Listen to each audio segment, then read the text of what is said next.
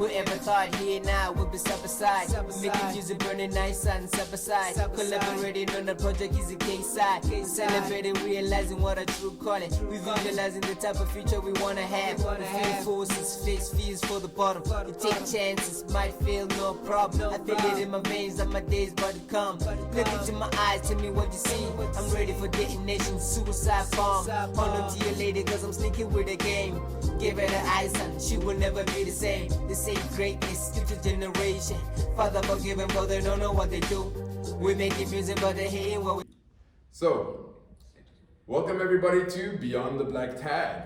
We are excited for the person that you get to meet today. Next to me is my beloved co-host, Maum Jobile, and I am Jeremy Chakadam, and we're very excited to be able to share with you who we're meeting with today. Today we are with Takudzwa Jigu, a fellow brother, fellow comrade. My brother, how are you?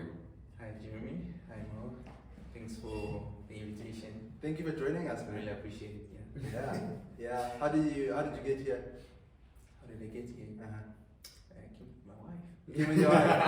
Okay. I think that's what is important. Okay. The how is not important. Yeah. Okay. No, we accept that. I think we appreciate that more. Thank you again for joining us. Okay. Taku, you are a fellow friend, and it's difficult navigating what kind of things to touch on because we can't go into so many layers with you. Yeah. So anyways, for our audience, we have to figure out who is this. They don't know who this handsome man is. Okay. Right. So looking into that camera over there, right? Alright, Tell our people, who are you, where you from, what brings you to this side of the world. Okay, great. So full name is Taku Jigu. I was born in a place called Harare in Zimbabwe. And most of my life I grew up in a small town compared to Johannesburg. It's really a small town. It's called Kadoma. It's a town filled with dusty streets.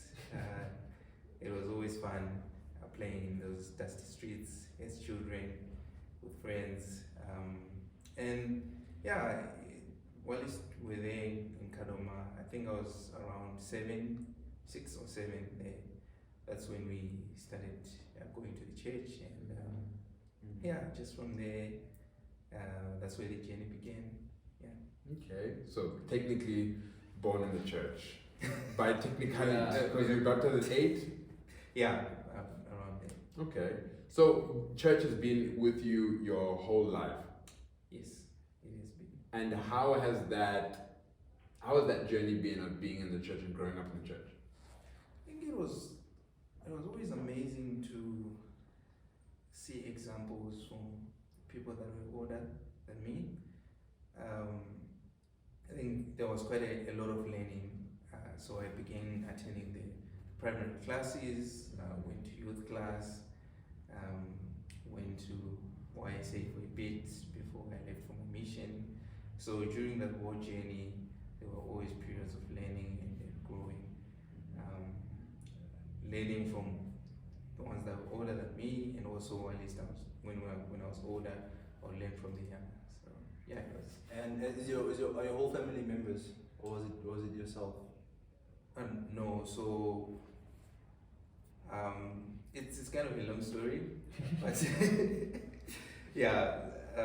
So it was myself, my brother, my sister, and my mom, and then later on my dad joined before he passed away, and then when my mom got remarried, then my other 2 siblings too. Yeah. Okay. They're members of the church. Yeah. Okay. Yeah, we'll continue. I have a question for you.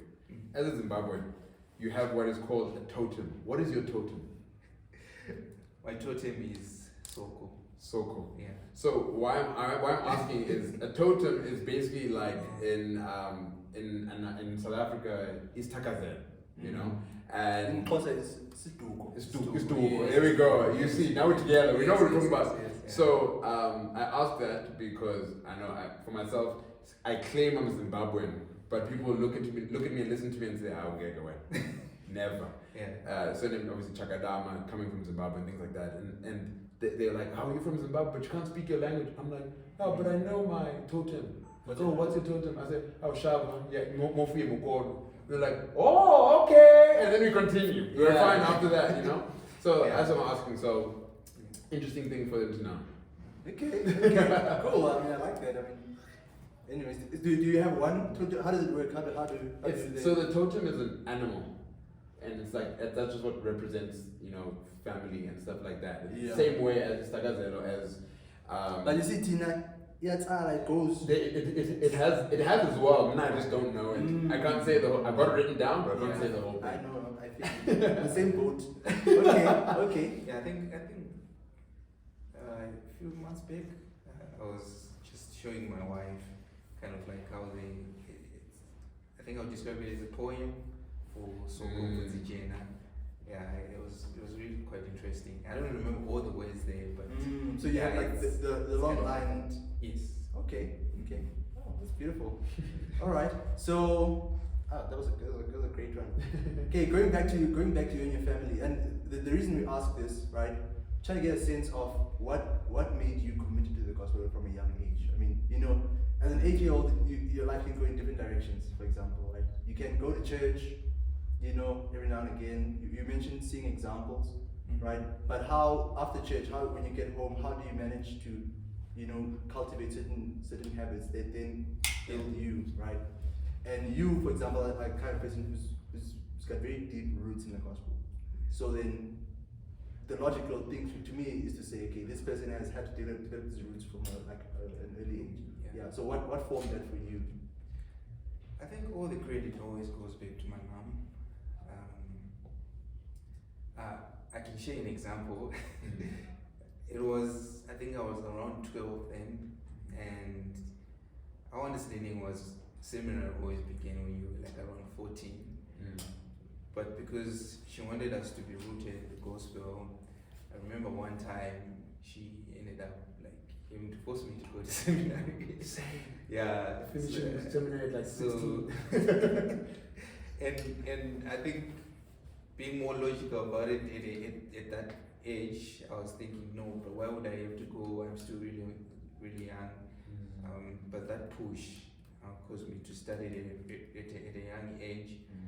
I was disappointed that year because I didn't get to graduate, get a certificate, but I think I developed that habit from there. So all the credit goes back to her. You know, from a young age, she was showing us the way, as like all of us going to church and just being supportive for. Okay, that's wonderful. Okay, and then eventually, I mean, after you develop your testimony from primary young man or young men's, and then you go on a mission, right? Yeah. Did you go on a mission right after high school, or did you take some time? It was just over a year after high school. Okay. It's more like I took a gap year, just preparing for mission. But that was the plan to go and serve. It was always the plan. I think I was around 14 or 15. And during that time, there was someone who was having a conversation with myself, and I think my mom was also there. And they were just asking the question like, oh, are you going to also go on mission? And she was like, yes. And also I was like, yeah, I'll go on mission. So it was always the plan. I always think of it as it wasn't really something that I had to pray about to say, do I have to go on mission? I just knew that I had to go on mission. I didn't have to actually go down on my knees to pray about it. Okay. But I had already made a decision that I would.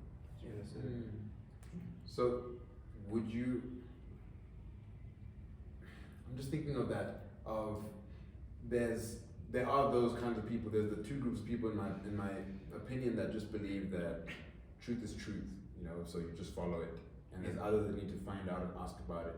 Would you say that for the others who are planning going on mission, that they just make the decision and figure out later, or would you motivate them to pray for it? Yeah, I think it depends on our circumstances.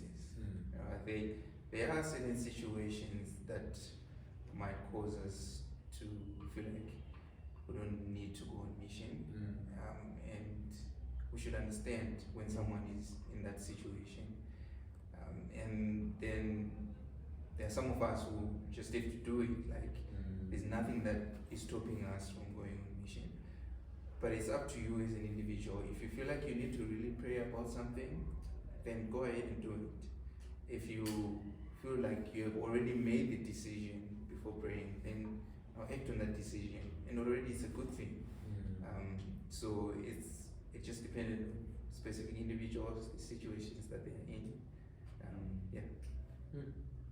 So you've gone on your mission, and we'd love for you to share how, where you served and when you served. And then after you do that, then we can be able to talk a little bit about your decisions after mission. Yeah. Right? So tell us about your mission. Tell us a little bit. Okay. So I served in the Cape Town, South African mission from 2015 to 2017. It was really an interesting experience. I think so the first time coming on mission, that was my first experience of flying. And so I flew from Harare to Johannesburg to the MTC, and then after 2 weeks or so in MTC, then we flew to Cape Town. I think that was one of the toughest flights that I ever took, because when I landed in Cape Town and I saw my mission president and some other missionaries waiting for us, I was just too exhausted. I just wanted to go and sleep, but I couldn't do that. I think it's just like mission had begun. Yeah. We had to start working. So on that day, that's when I got to meet my companion or my trainer, and on that specific day, we received training, and I think that training always was something that I would reflect on during my entire mission and even after my mission. And it was all about testing the promises of the Lord. A scripture was read for us. I don't remember the specific scripture. I think it's somewhere in Alma. It speaks about how the Lord prepares the hearts of His children to receive the gospel. So from that scripture, what we were told was that when we are now involved in our missions, then we should test that promise. To say that the Lord has been preparing someone to receive the message that you have brought. So just test that promise and you'll find that person. So the reason why I was saying I carried that message during my entire mission and even after is because there are many promises that the Lord has made in the scriptures. And it's all about us just committing ourselves, testing if we do certain things, will those promises be fulfilled. Man, it's like a prove me now here with situation that you went through your entire mission. Man, that's crazy. And I'm even curious, like, because I want you to delve deeper into that, and I'll tell you the reason why. Recently I was listening to a podcast and the person was speaking about, for example, some of the blessings that are promised in your perishable blessing or anyway, that may be fulfilled in the next life, right? And at some point I feel like I could have been okay with that, man. But right now, sometimes I'm like, no, but I want them now. they must be now, but I don't want to wait till the next life, right? Yeah. How do you even develop? So, because you said you learned in your first transfer while being trained about testing the Lord's promises. Yeah, it was the first day actually. It's first day on mission. Yeah. That's And that's something I'm still trying to Now, way after. So like what happened for you to like grasp that lesson? Like, for it to be something that I guess was tangible to you. I don't think I grasped it completely in that moment, right? But what happened is that a seed, I would say, was instilled, and it wasn't just instilled by our mission president mentioning it from the scriptures, but we had to be practical about it. So on the first day, we went out. He wanted us to go on the streets, meet people, share a 5-minute lesson. That's it. nothing more than that, and from there find people that would be willing to continue like lessons with the missionaries. And there was some success that we had there. We were able to find people who were willing to continue having lessons with the missionaries. So from there, that seed was instilled. The lesson was taught. It was more practical by us actually going out and finding those whose hearts have been prepared to receive the gospel. Man. So let's talk then beyond the black tag. You've learned these lessons. Shout out. One has to. Yeah. But as you're saying, what you've learned, right? Waiting and looking for these people that are prepared. How has that helped you now? You know, you've been home for quite some time. You know, so I don't expect you to tell me, oh yeah, you've been preparing hearts since you've been home. Yeah. But like, how has such a lesson impacted your life after mission? It's including the way you view and perceive the world. Yeah. So the example that I shared was based on the Lord preparing the hearts of His children to receive the gospel. That was something that was relating to me at that time. Right. To say, I'm fully involved in preaching the gospel. I'm looking for people whose hearts have been prepared to receive the message of the gospel. But now, when it comes to my own life now, I have to look for those promises of the Lord. For example, I think you were quoting a scripture about tithing earlier on, where the Lord says, "Prove me now here and see if I will open the windows of heaven for you."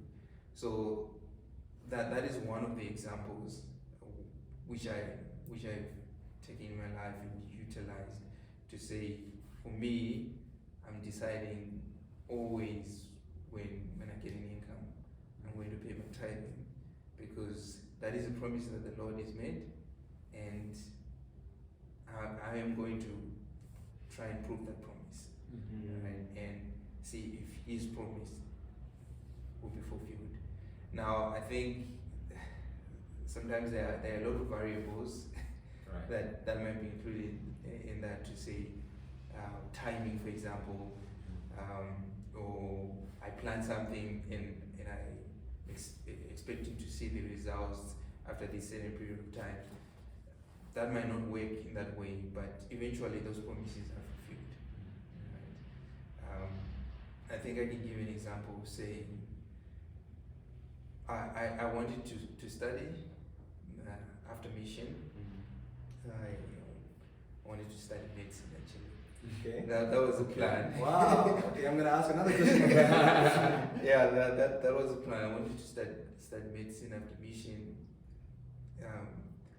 But when I arrived at home, my brother had applied for me to study medicine, but I wasn't accepted for medicine for some reason. But I was still able to study, right? Although something different.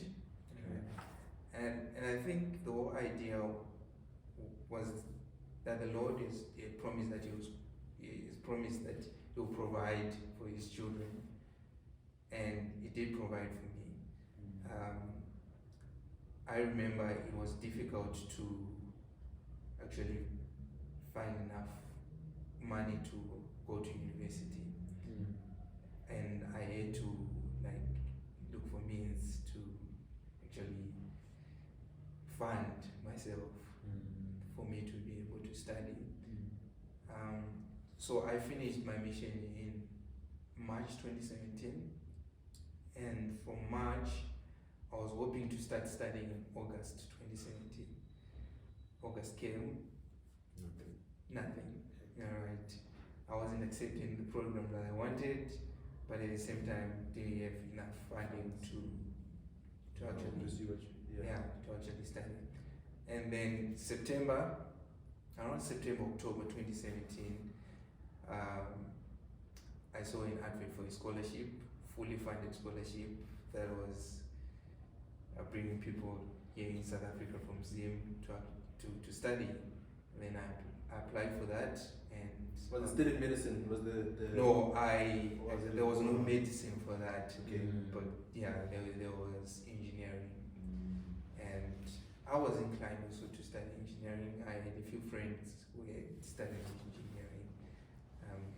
It was an option for me, and I think later on when I started studying engineering, I realized I don't think I would have ended medicine. I think I was more inclined to do engineering than medicine. Okay. Yeah, but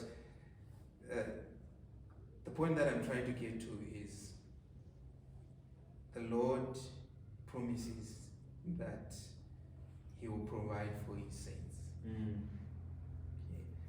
Okay. And looking back at that experience, He provided for me to have that funding, right? And it was a fully funded scholarship. The only thing that I had to do was study. I didn't have to worry about anything. Sure. And it was in His timing. Yeah, and it was in His timing. I think my worry was always from March, August, September, October. I'm not studying what's happening, but in His own time He provided. Yeah. Is that why you married a medical student? It was okay. I didn't get in the medicine program. So somebody Next best thing, my wife has to be a doctor. Was that why, or was there other reasons for that? Maybe it was the Lord's plan. Hey, okay.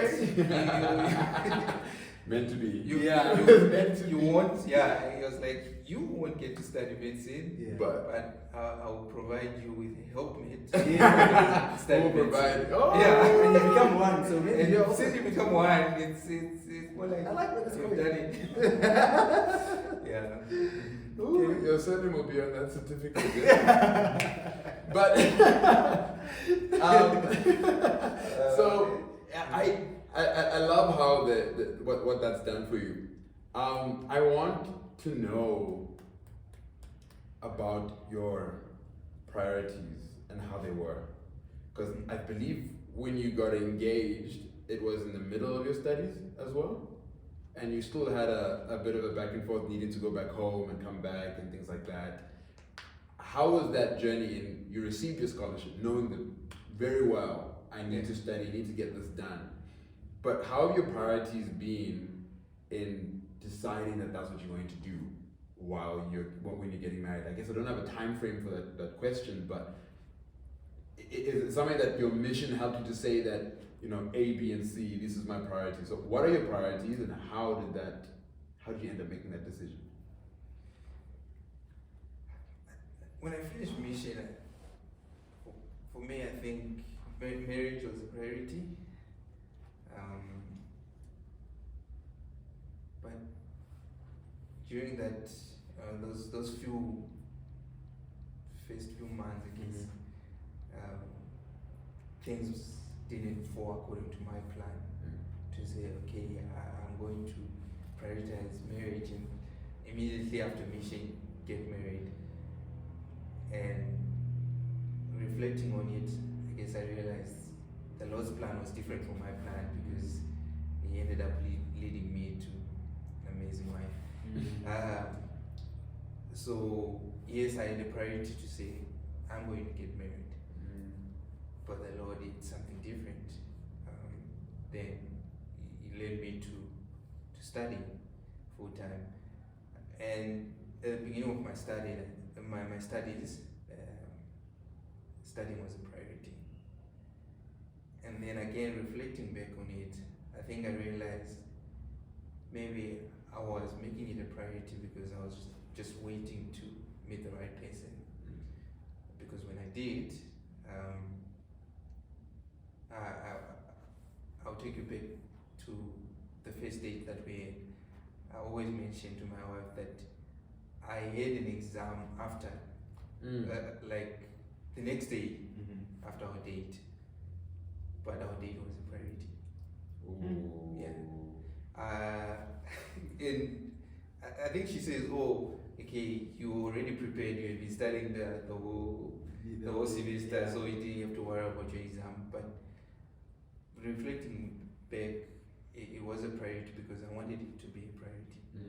Yes, my studies were a priority, but if I made a promise that I was going to take you on a date, then even if I'm writing tomorrow, then I'll take you on a date. I was there, I pitched up. Yeah. So I think after mission, the priority was getting married, but that wasn't. That didn't go according to plan. School ended up being the top priority, Right. and then during school, dating became a priority. Right. And then my thinking when I started dating was always maybe I need to finish school before I get married. And it happened that way, but sitting here right now, when I reflect back, if I made it a different choice to say get married or at least in school, I think it was going to be still The same You thing. think so? thing. Yeah, Wow. I think so. So the reason why I mention that is so that people open their mind or consider to say maybe it's something can be done in a different way. I think during that time my mind was just closed off to say, okay, I'm going to focus on this one thing. But the whole idea is open your mind, see if you can do something in a different way. There's a quote that people have been posting a ton on social media that says, let go and let God. And that sounds like what you're talking about. I have my plan and my plan has to work. If my plan doesn't work, I give up, I'm done. But understanding that you can have a plan, but at the end of the day, you need to let the creator of all things curate the way you're going to go, you know, or at least help you. So align your plans as much as possible, and you know, Bob is your uncle. Things will happen the way it's supposed to happen. And I think that's a very hard thing for us to grasp sometimes. It's really hard. I think we do come up with plans, but aligning those plans with the Lord it's really difficult because we don't really understand Him completely. I think if we were perfect beings, Sure. then our plans would be aligned to Him. Perfectly. But we are not perfect beings. So we are going to make a plan, and He has a plan for us. So sometimes the plan that we have is not going to happen in the way that we planned it, but His plan will take place. It doesn't mean that when that happens we have to stop planning. Right. It just means that when things happen later on, when we're reflecting back, we have something that we can use to measure, to say this is the plan that we had, and this is the plan that the Lord had for us.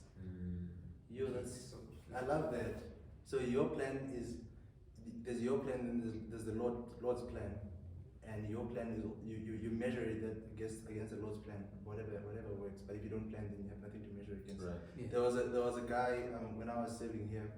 He was working for the church. He came and he was speaking about the plans that he made on his mission, or like post his mission, and he says none of those plans work.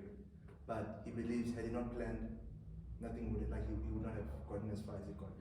Almost as if like the Lord says, okay, you plan first. If you don't plan, you're planning to fail. Right. But it doesn't necessarily mean your plans will work out how.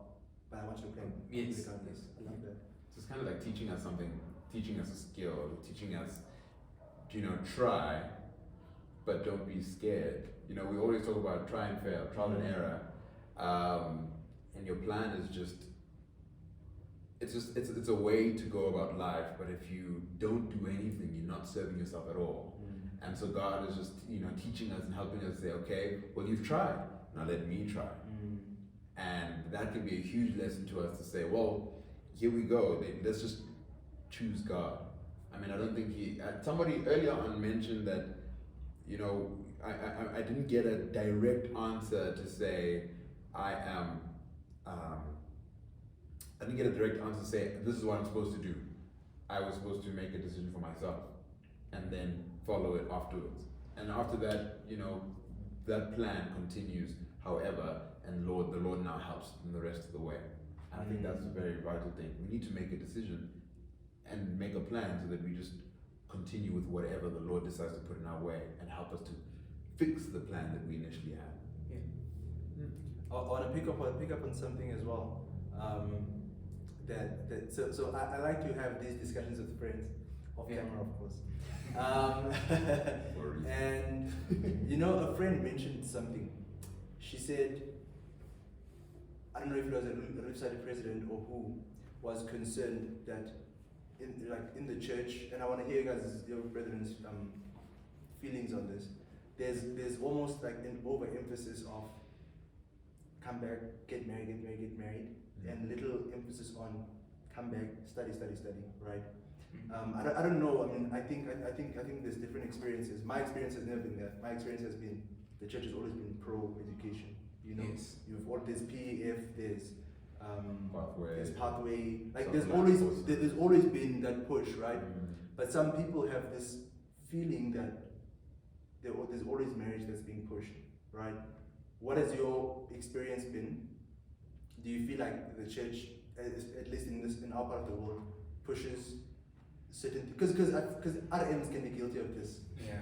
Guys, RM sisters are wiser, but usually. But guys sometimes they kind of have this thing where I come home, I don't really have a plan. I want the sister to marry me, but I'm not preparing myself to be able to. I just expect her to come when I don't have a plan. Yeah. So there's a lot of that. I think that's then what informed the sister's comment to say no, but you guys are focusing too much on this one aspect and not on the holistic aspect. And to me, it feels like for you were like, I want to be prepared. This is still my priority, but I'm not going to let my lifestyle. I'm not going to go in there unprepared, right? Yeah. Do you feel that there's a push in the church, at least from your experience, that pushes marriage, or is it the RM thing, or is it a church thing, basically? Yeah. People they don't focus on this, and they want to focus on one aspect of the doctrine. But how do you guys feel about it? So, I think it's an RM thing, or individuals that are surrounding you. Okay. For me, the church teaches us to prioritize both things. So it's not like I'm going to make a list of priorities and then say marriage is priority number one, and then school is priority number two. Okay. I think earlier on I mentioned that you should be willing to open your mind. Think of it as, why can't you do both at the same time? So kind of like what's stopping you? Yeah. Okay. My perspective is, Shem, the church, it's a culture. When you're getting married, it's just a culture that is there. I have a friend who came back from mission and she complained of the same thing. She landed, and from landing they asked, when are you getting married? She's like, how can I breathe? just relax. Yeah. I think it's a culture in the church, and I don't know whether it's because people are bored and don't know what else to ask you.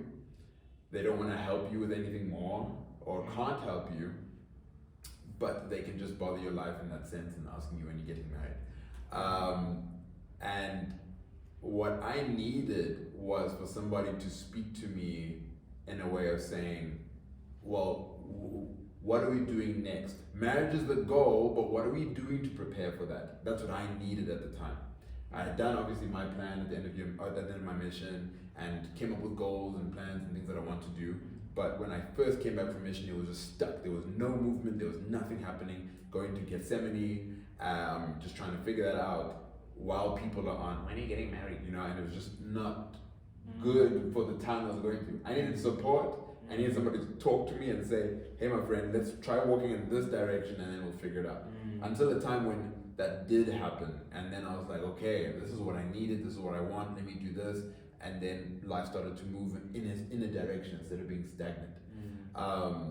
So I think we need to, if you're going to ask me about marriage, help me to prepare for it. Thou shalt not don't just focus on this one aspect without the other. Exactly. Help me to prepare for it. If you're going to ask me, tell me what are things that I can do to prepare. Should I start making money now? Should I go and get educated now? Should I invest in property? Should I invest in trading? What can I do right now to help me prepare for that? Because value is a commandment. At the end of the day, I need to do it. I'm not going to be exalted on my own. You know? Yeah, so I think that's why it's important to open your mind and think of how can you do both things at the same time. Right. How can you get in education and get married at the same time? Right? How can you work and get married at the same time? I think why it becomes a culture is because people will prioritize highly one thing and then than the work other. on that one very hard. Yeah, that it's like working on We that. choose, we pick and choose in the church. Yes, which Yeah, I wanna keep this one, but this one. So I'll see it later. Yeah. Okay, and that's very bad. I don't think that's true gospel living if you're gonna pick and choose what. Correct. It's like choosing which commandment you want to follow today. Today I'll decide I can do tithing. What's convenient. Yeah. Yeah. And your time period. And, and just as a side note, I think one thing, again, these are conversations I have with friends.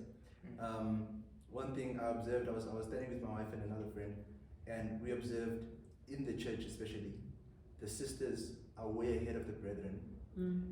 Yeah, controversial now. I'm getting into controversial. Let's do it. The sisters are way ahead of the brethren in terms of preparing for that. Like, it's almost as if, I don't know, man. Like, I feel like sometimes brethren only prioritize one thing at the detriment of something else. Again, it's this thing of, no, this is what we need to do. Okay, and then this is okay, but what about this? Like, no, we'll park that. But we need to do this.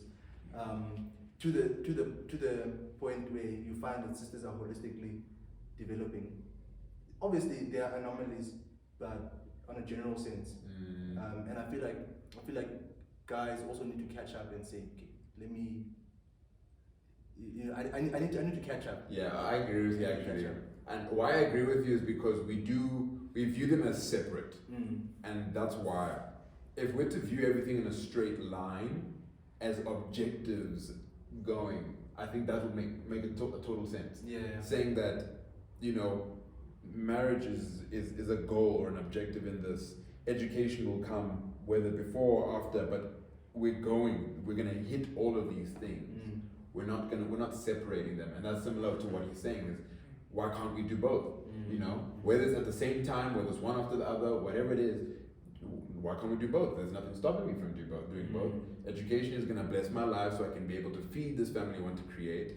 Marriage is going to help me create the actual family, so why can't I do both?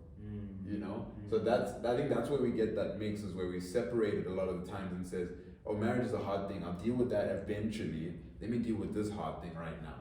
When actually it's all a straight line, that's how we should really go for it. All right. Well, Taku,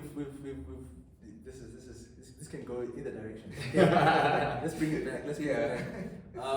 So you spoke a little bit about where you chose and how the Lord was able to kind of guide your path, maybe in a way that you did not initially plan, but that was with Him. Then you study engineering, right? And you graduate, okay? But right now you're in a different what's the field, yes, right? How does that happen? Yeah. So going back to plans again. Yeah, you plan something, you plan to study medicine, you don't get to like study medicine. Right. You then study engineering, and then you plan to work as an engineer, and then you don't get an opportunity to work as an engineer, you get something different. And I realized, I think it's always looking at it from the idea of what am I to learn from the opportunities that I've been given. Now I'm in a sales role, far different from engineering. Right. In sales, you speak with a lot of people. Engineers and nerds, they don't know how to talk with anyone. It's very awkward. Just be in my computer. Yeah. I can just be on my computer, speaking with my computer. It doesn't speak, so I won't argue or fight. command it does everything that I want Yeah. it to do. And then you get into a sales role, you have to speak with a lot of people. Right? In a day, you speak with a lot of people, and you have to convince quite a lot of people about the things that you're selling. And I started looking at it from the point of, I think the Lord is giving me an opportunity to not think of things analytically from an engineering perspective, but also incorporate the emotions of people. When I start speaking with people daily, a lot of people, then I start also understanding their emotions, and I'm not only logical about in the way that I do things, but also I get to understand emotions. So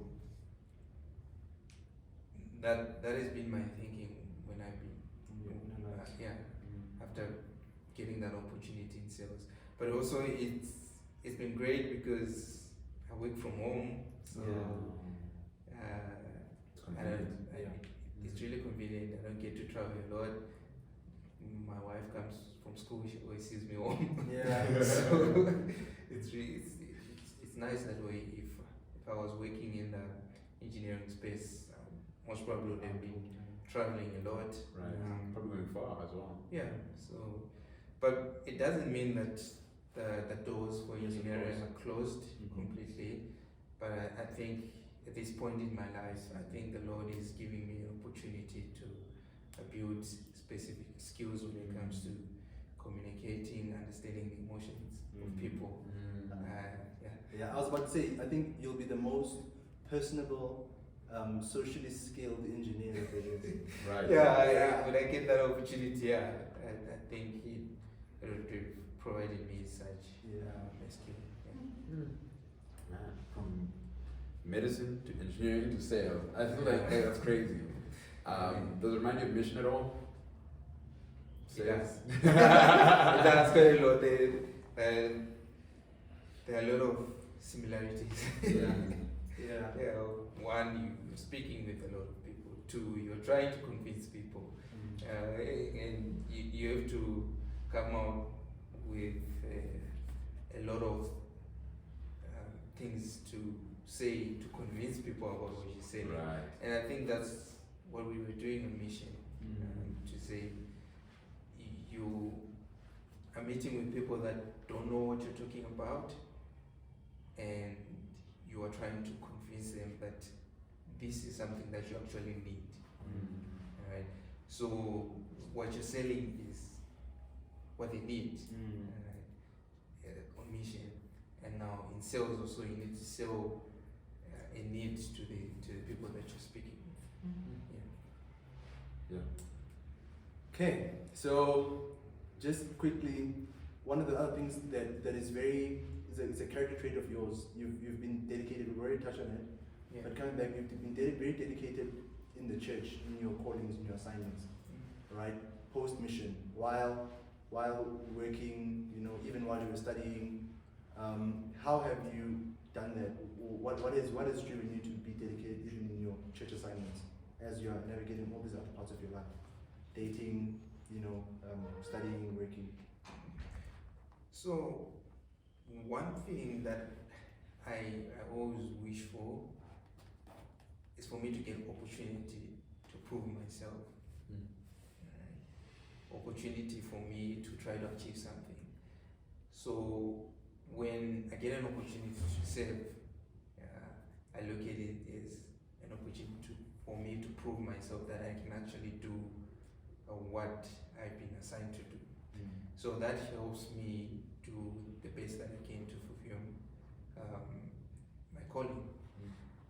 And the other way that I look at it is there's no amount of work that is more satisfying than serving God's children in His church.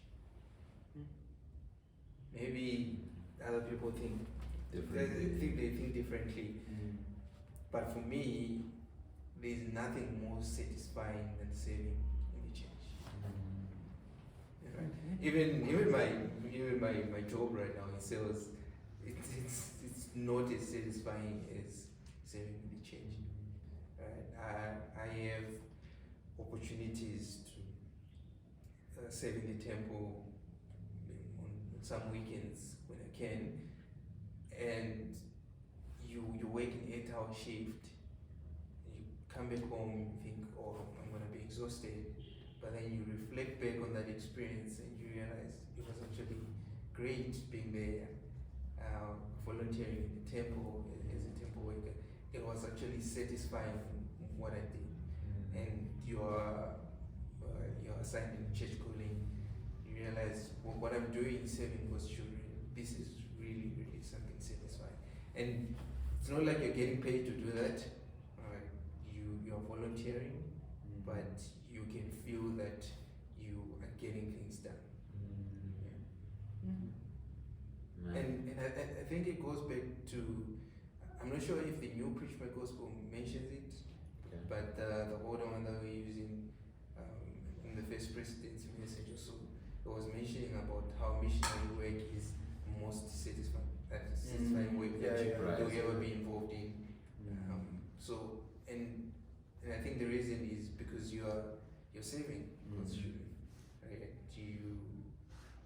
You're not getting paid monetary in monetary means, but you are saving from your heart. You're doing it willingly. It's funny you say that, because the Preach My Gospel, the previous one says a missionary guide, right, in the front cover.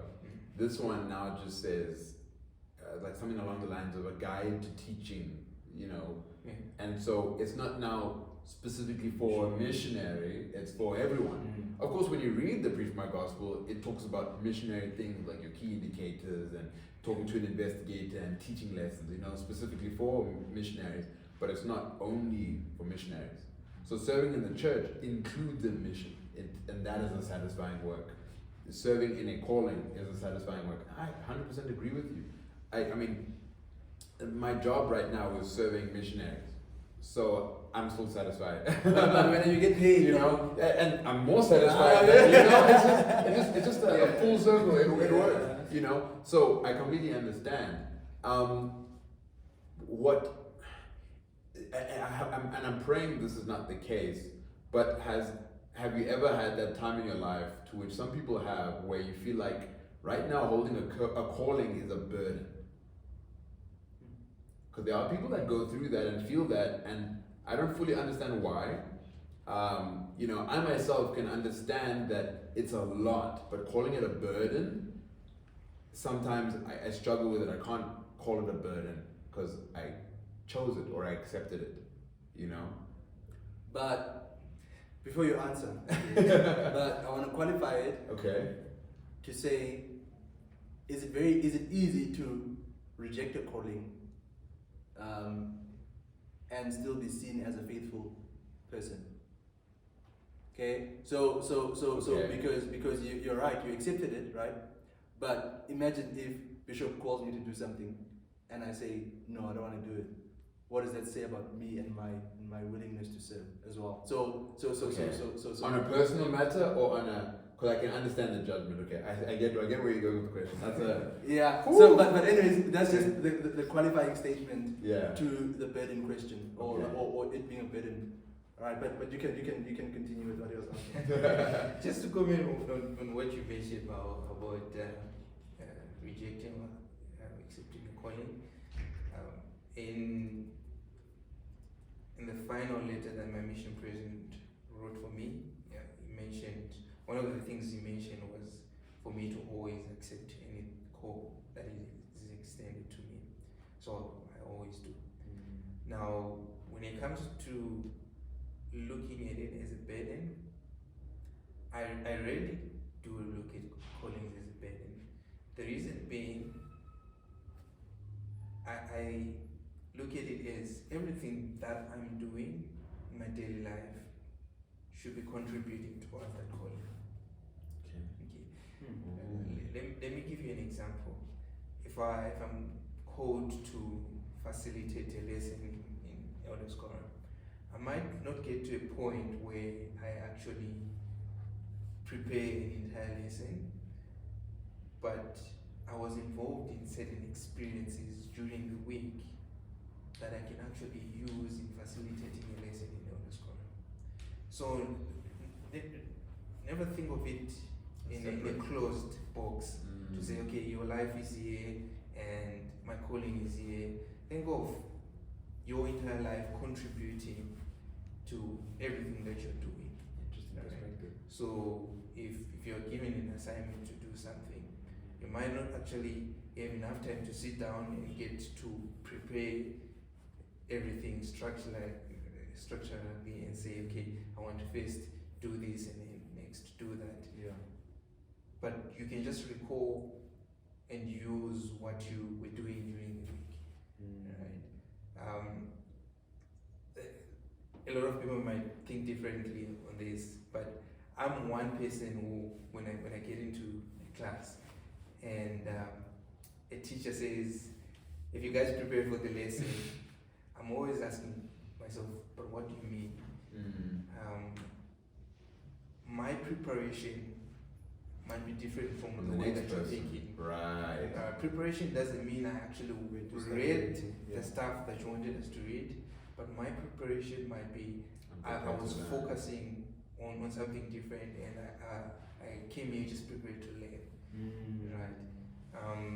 Maybe it's just because I didn't have enough time. I was handling other things, but those things that I was handling would have helped me to prepare for that lesson. Those are things that I can use to share in the lesson. Cardful. It says cardful, so Okay. maybe you can Already. speaking.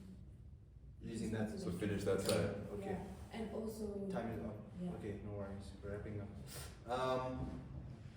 Okay, so I just want to pick up on what you just said right now.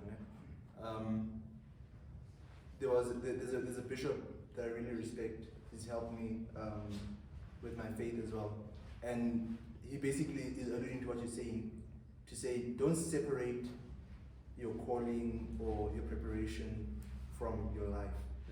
You know, don't live double life. Don't be me at work, me as a husband or whatever, or then me at church. Let that be your life, right?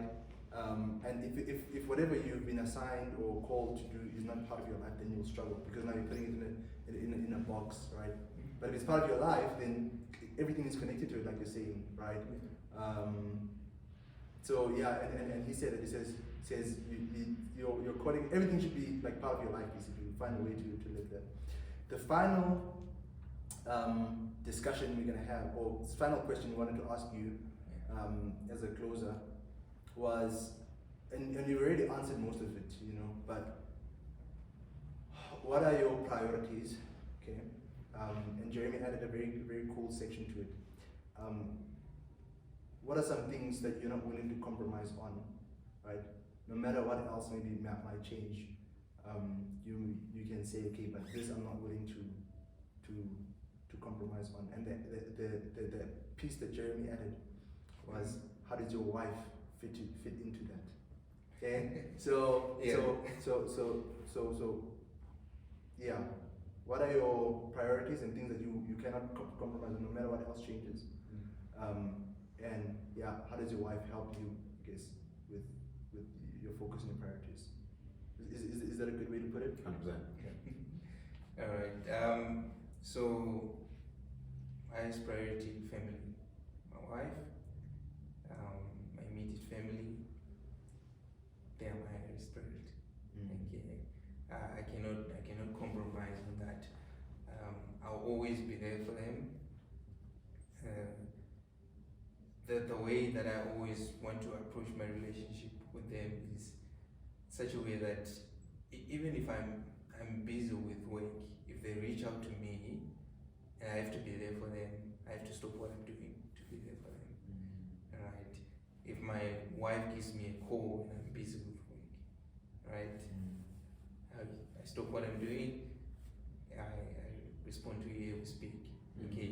Yes, I can mention that there's something that I was doing, but she's the priority. Right? Family is the priority. And then the second thing is always serving in the church. Alright. that for me will always be a priority, based on the past experiences that I had and the knowledge that I've gained, and all the things that I've learned. So those, I think for now, I would say those are the top priorities. Top priorities. Sure.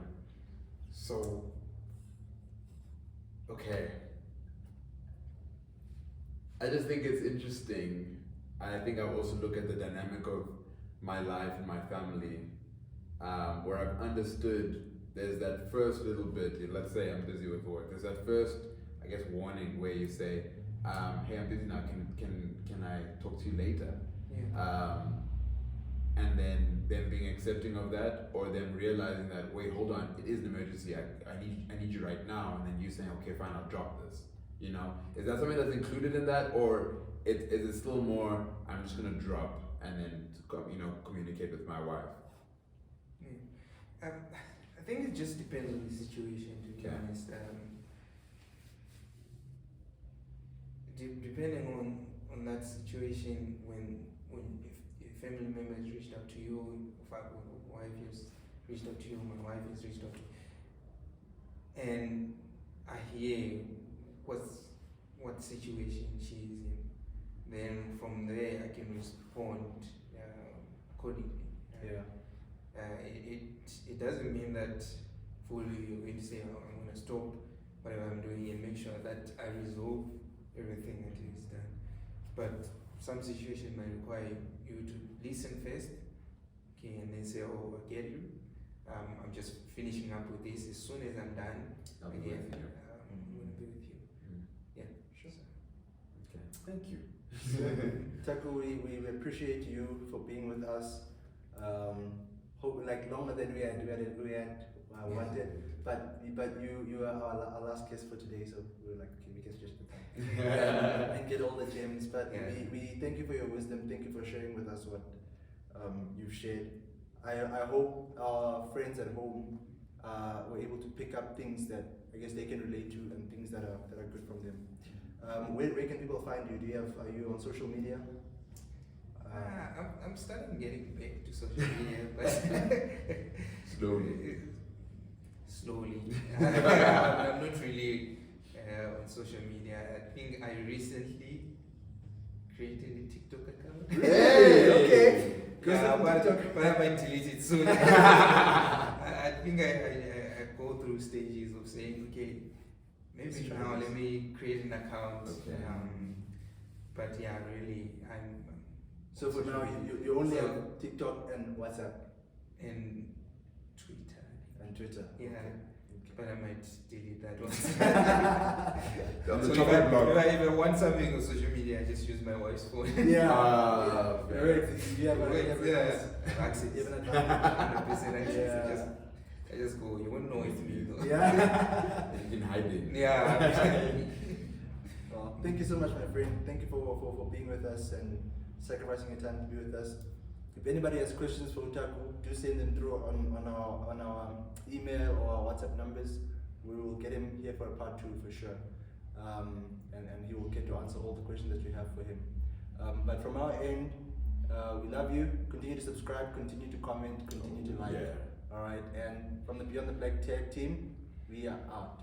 Cheers. Who would've thought that it's pretty like a spray gun? It's full of flows like the fake one, save one. Niggas jokes, Michael Blackson. After the door, we watch 'em fall, K-Cross. I can't stop, won't stop, till his feelings burn out.